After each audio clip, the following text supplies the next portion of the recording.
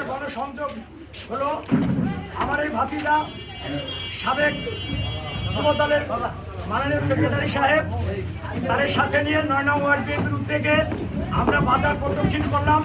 আমাদের মূল লক্ষ্য আগামী 12 তারিখে ইনশাল্লাহ জাতীয় সংসদ নির্বাচন।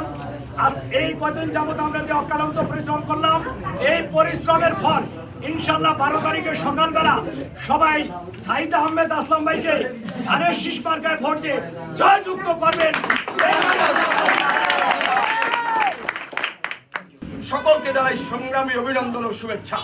প্রিয় নেতৃবৃন্দ,